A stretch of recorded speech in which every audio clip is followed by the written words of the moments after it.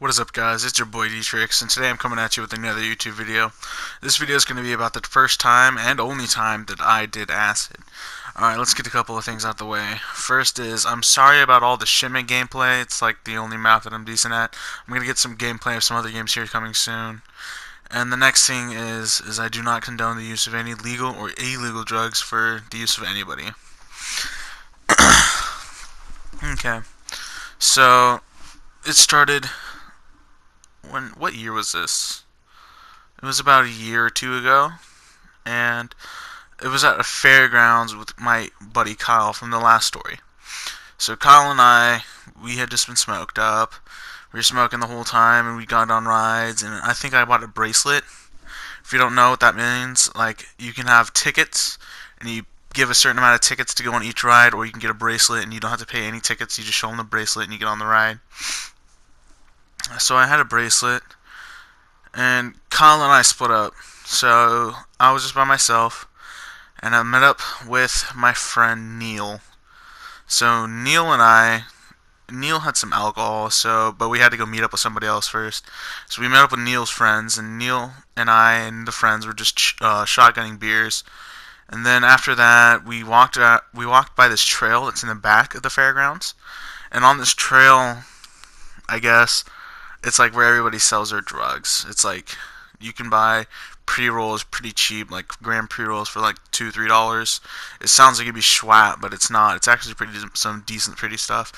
But so we walk on this trail and then we start. I'm pretty sure it was whiskey and vodka that he had, and I started drinking the vodka. So I was feeling pretty good. I was crossfaded. I didn't puke or anything, but I was feeling pretty good. And then I hit up my boy Michael. See, Michael's the plug for anything, really, for any of the hallucinogenics. And so I hit him up and I asked if he had shrooms and acid. And he didn't respond, but then as we're walking down this trail, we get to the very end and I find Michael.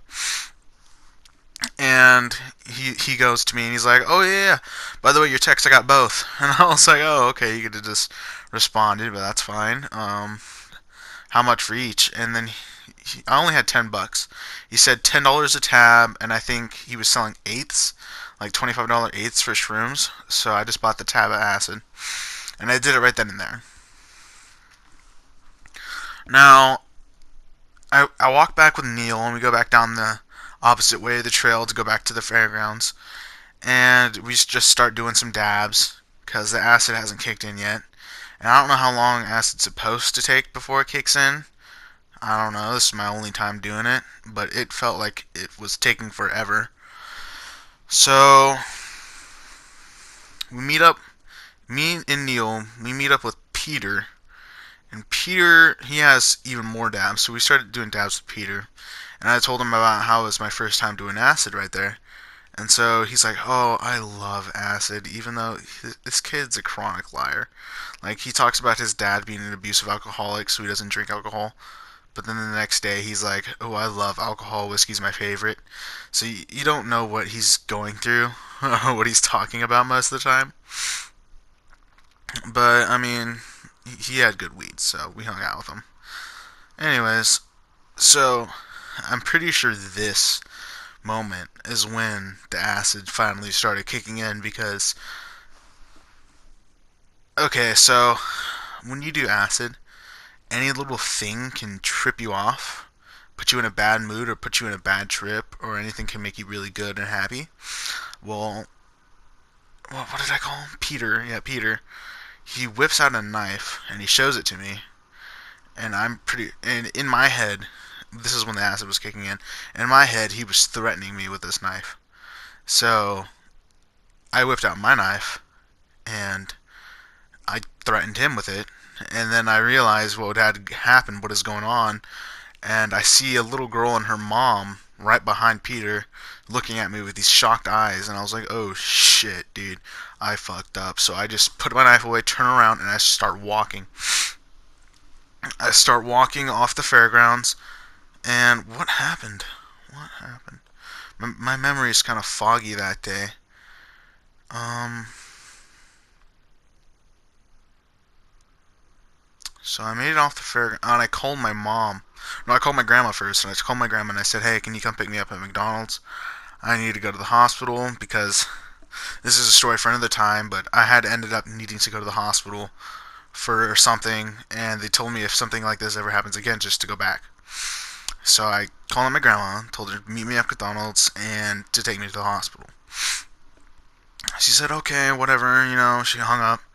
Then after that, I called my mom, and I told my mom what I had done, and she started crying because I don't remember what I said to her or what I sounded like, but it was not normal, and she could totally tell. She said I sounded like an entirely different person. So there's that. I told her not to call the cops. I remember that much, but I don't remember what else I was telling her. Something about me dying or threatening to kill myself.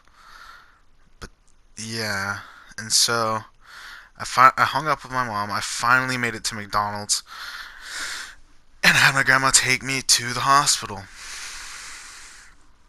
And so this is where it gets weird. So I get in there and I tell the lady I need to talk to somebody because there's like a quarantine room, not a quarantine room, like an all white room that you sit in, and then the therapist comes in and talks to you. And this is like if you're a danger to yourself or anybody else. But I told her I need to go to that room, and she's like, "Why?" And I was like, "Oh, I just need to go to that room."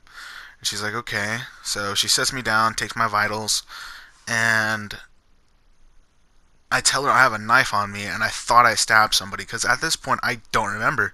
Like I genuinely could not tell if I stabbed Peter or not. I didn't. Thank God. Thank God I did not. But I didn't. And she asked me if I had done any meth, and I told her no, just some acid, dabs, and alcohol. And she's like, "Oh, okay." Puts me in the white room's filled at the time, so they put me in a room right next to it, and it just had curtains for walls and everything. And they put me in a robe, and then I just lay down on this bed all night. And the nurse that they had with me at the time, he seemed off to me. I did not like him one bit.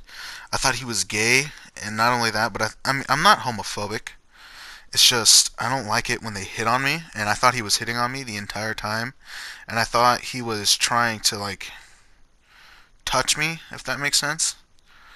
And so I asked for a different nurse, and I they just got rid of him and didn't give me a nurse. So I was just sitting there in this dark room by myself doing acid. So in the hospital. So I'm pretty sure you can tell this was not a great trip. And then I went to the bathroom. I remember this distinctively. I went to the bathroom, and as soon as I went there, I tried to shut the door, but somebody was trying to hold it open. And I was like, "No." And I kept trying to shut the door, but somebody was trying to hold it open. And then I finally got it shut, and I started hearing voices. Now, I don't know if the voices were them talking or if it was just voices in my head. But they were just, I couldn't tell you exactly what they were saying, but they were not comforting.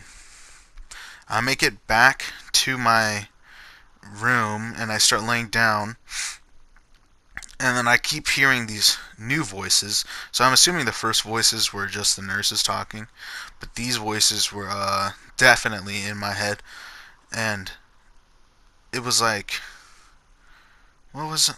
It was like this demon, kind of like a demon, but like also like an old man mixed with an old woman, just gargly kind of voice, and telling me it was like, "Oh, you smell. Oh, you suck. Kill yourself. Oh, this. Oh, that." And I was freaking out. I had no idea what was going on. I was like, "Okay, this is the acid. All the research I've done on acid before was just to let it ride. This could happen, and just calm down, do some breathing. You're not gonna die. Nothing bad's gonna happen." So that's what I did. And then all of a sudden, the voices started telling me good things, like, or not good things, but giving me advice. Like, I was sitting there just whispering to myself, and I was like, "I should do good." And the voice would be like, "Yeah, yeah." and I should do to others what I want done to me, and they're like, yeah, yeah, yeah, and I just kept saying a whole bunch of random stuff like that, and eventually the voices just went away, and I fell asleep. I woke up, and I finally got to talk to my therapist, or not my therapist, a therapist, and that was about it. So I hope you guys enjoyed. Rate, comment, and subscribe, and be back for another YouTube video.